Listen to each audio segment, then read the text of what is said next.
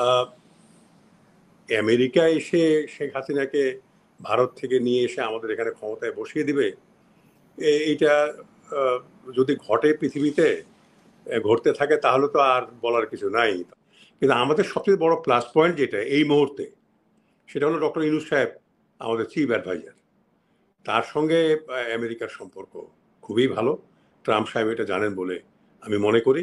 তিনি জানবেন না এটা প্রধানমন্ত্রী হিসেবে অভিনন্দন জানিয়েছেন, কিন্তু ভারত থেকে যে পররাষ্ট্র মন্ত্রণালয়ের মুখপাত্র যেটা বললেন যে আমরা তাকে সাবেক প্রধানমন্ত্রী হিসেবে বিবেচনা করি, তো সেখানেই তো সে আপনার বাউন্স খেয়ে গেল, যে তাকে আমরা সাবেক প্রধানমন্ত্রী হিসেবে মনে করি। যে ভারতের জোরে তার এত লাফালাফি, যে ভারতে গিয়ে সে পালিয়ে গিয়ে আশ্রয় নিল, সেই ভারত তাকে বলছে সাবেক প্রধানমন্ত্রী। তো কাজেই আমেরিকা তো এটা জানার কথা, আমেরিকা তো না জানার কথা নয়। প্রশ্ন হলো আমেরিকা ইলেকশন চলছিল, কথাটা কখন বলেছে? প্রেসিডেন্ট নির্বাচিত হওয়ার পরে তো আর ট্রাম্প বলেনি, সে বলেছে যখন নির্বাচনের 1-2 দিন বাকি, তো সপ্তাহ বাকি।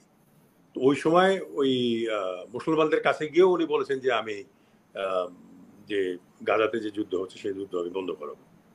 মুসলমানদের ইমামরা ছিল, আমি সেটা ভিডিও আমি দেখেছি, যে হাত বেলাচ্ছেন এবং বলছেন যে আমি মুসলমানদের লক্ষ্য রাখবো এবং গাজাতে যাতে যুদ্ধ বন্ধ হয়, এই কারণে বন্ধ হয়ে যায়, আমি এই বিষয়ে পদক্ষেপ গ্রহণ করব। তো ওই রকম হিন্দুদেরকে খুশি করার জন্য, ভোট পাওয়ার জন্য তো ওখানে বলে দিয়েছে। এখন এই সব কথা ট্রাম্প বলবেন, এটি স্বাভাবিক।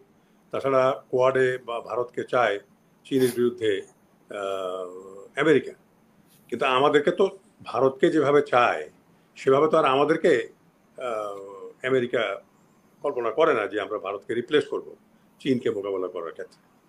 তো সেটা তো আমরা সবাই জানি। তো এগুলো কথা ইলেকশনের আগে আমরা অনেক কথাই বলি, যে কথাগুলো খুব একটা পরে ধোপে টেকে বলে আমার মনে হয় না। তারপরের যে কথা সেটা হলো যে আমেরিকা এসে শেখ হাসিনাকে ভারত থেকে নিয়ে এসে আমাদের এখানে ক্ষমতায় বসিয়ে দিবে, এইটা যদি ঘটে পৃথিবীতে, ঘটতে থাকে, তাহলে তো আর বলার কিছু নাই। তাহলে আর ভোট ওই তার জায়গায় ফিরে চলে যাবে, সবকিছু তার জায়গায় ফিরে চলবে। এটা এটা এটা যারা কল্পনা করে উইশফুল থিঙ্কিং, তাদেরকে আমি বলবো যে এই মাথার থেকে এগুলো দূর করে দেওয়ার জন্য। বরং এগুলো করে আওয়ামী লীগ আরো আপনার জনবিচ্ছিন্ন হবে, একে তো হয়েই গেছে, আরো হবে, মানুষের অন্তর থেকে একবার বিসর্জিত হয়ে যাবে। কারণ হলো এগুলো আওয়ামী লীগ যেদিক থেকে, শেখ হাসিনা যদি পলিটিক্স জানতো তাহলে সে এইভাবে রাজনীতি করতো না। এখন ভারতে বসে সে আমাদেরকে শিক্ষা দিবে, আমাদের হাত কাটবে, আমাদের পা কাটবে, আমাদের ওই ওই সমুদ্রে ফেলে দিবে, আর সে আসতেছে দেখে নেব, এগুলো করে তো হবে না। ও নিজেরই হাত পা ভেঙে যাবে এগুলো করে। বাংলাদেশে আর তারপরে কোনো পররাষ্ট্রনীতির কোনো পরিবর্তন আসবে কিনা, মানে যুক্তরাষ্ট্রের পররাষ্ট্রনীতিতে পরিবর্তন আমি মনে করি না, আমাদের কোনো পরিবর্তন আসবে না। আমেরিকার পরিবর্তন ন্যাচারালি ওয়ার্ল্ড ওয়াইড, তারা যখন বিশ্বকে কমান্ড করে, কাজেই তাদের যে নিজস্ব পলিটিক্সের কিছু পরিবর্তন তো গুণগত পরিবর্তন হতেই হবে। কিন্তু আমেরিকার অ্যাডমিনিস্ট্রেশন যেটা, সেখানে কিন্তু প্রেসিডেন্ট খুব একটা হস্তক্ষেপ করে বলে আমার মনে হয় না। সেগুলো যেভাবে আছে সেভাবে চলবে। কিন্তু আমাদের সবচেয়ে বড় প্লাস পয়েন্ট যেটা এই মুহূর্তে, সেটা হলো ডক্টর ইউনূস সাহেব আমাদের চিফ অ্যাডভাইজার। তার সঙ্গে আমেরিকার সম্পর্ক খুবই ভালো। ট্রাম্প সাহেব এটা জানেন বলে আমি মনে করি। তিনি জানবেন না এটা ঠিক নয়, তিনি ভালো করেই জানেন। এবং বিশেষ করে অ্যাডমিনিস্ট্রেশন যারা আছে, আমেরিকান অ্যাডমিনিস্ট্রেশন, তার সঙ্গে ডক্টর ইউনূসের সম্পর্ক খুবই গভীর, এবং এটা বহুমাত্রিক, শুধু একটা নয়, বহুমাত্রিক সম্পর্কটা। কাজেই ট্রাম্পের আগমন হাসিনার জন্য আমি মনে করি এটা একটা অশনি সংকেত, যেহেতু ডক্টর ইউনূস এখানে চিফ অ্যাডভাইজার।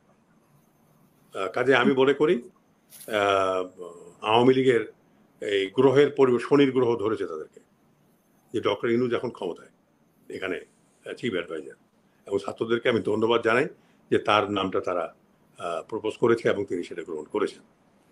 তো কাজে আমি মনে করি যে আমেরিকা তার মতো চলবে, আমরা আমাদের মতো চলবো, এবং আমেরিকার ওই ধরনের এখানে অ্যাডমিনিস্ট্রেশন বদল করে দিয়ে অন্য কাউকে নিয়ে এসে বসিয়ে তার উদ্দেশ্য সাধন করবে এবং শেখ হাসিনা আমেরিকার উদ্দেশ্য সাধন করবে, না, এটা ভাববার কোনো কারণ আছে বলে আমি মনে করি না। অতএব এটা নিয়ে আমাদের চিন্তিত হওয়ার খুব একটা বড় কিছু আছে বলে মনে করি না। ধন্যবাদ।